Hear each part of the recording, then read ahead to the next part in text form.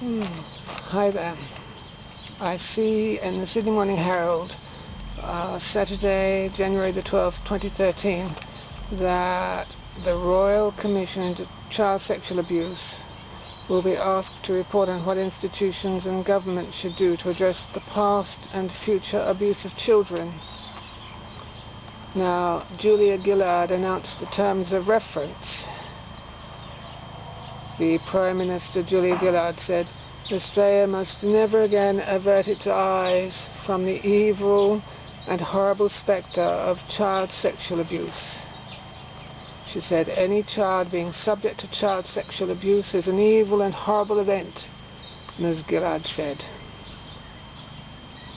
There were eyes averted and children left in harm's way when changes could have been made and issues of abuse addressed. We've got to learn from that so we do better in the future. She said the Commission would focus solely on the sexual abuse of children within organisations and institutions, including police, schools, sporting clubs, orphanages, foster care and religious organisations.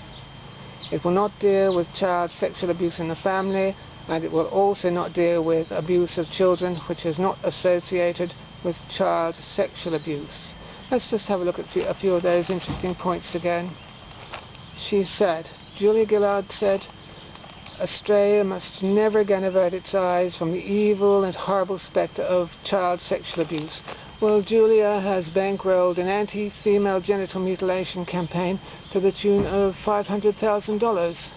And female genital mutilation is illegal in Australia anyway, but male genital mutilation is legal in Australia, and she didn't bankroll any campaign towards it.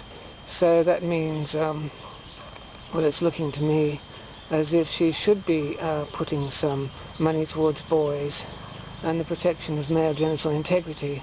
The fact that she hasn't stood up, even spoken a word in favour of boys' genital integrity, sounds to me like she is averting her ears to the screams of little boys being genitally mutilated.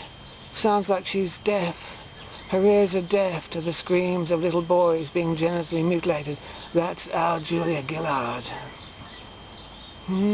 Any child being subject to child sexual abuse is an evil and horrible event. Well, what is she doing to stop the genital mutilation of boys? Has she uttered one word?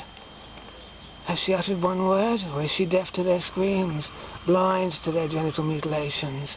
Is she mute, is she? She's talking of other people whose eyes were averted and children left in harm's way when changes could have been made and issues of abuse addressed. Well, she is yet to address the child sexual abuse known as male genital mutilation, isn't she?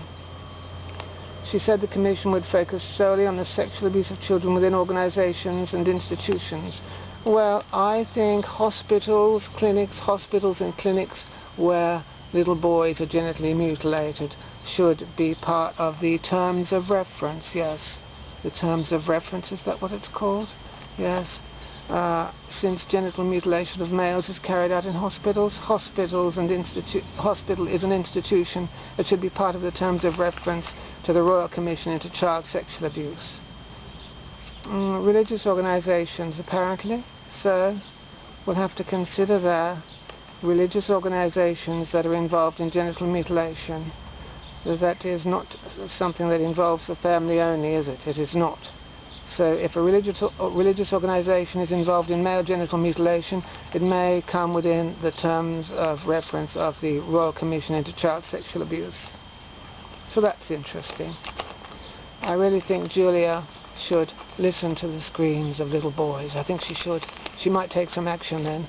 So might Prue Goward, yes, the Child Protection Minister in New South Wales. She might. She's a former Sex Discrimination Commissioner who didn't speak up for the genital integrity of little boys.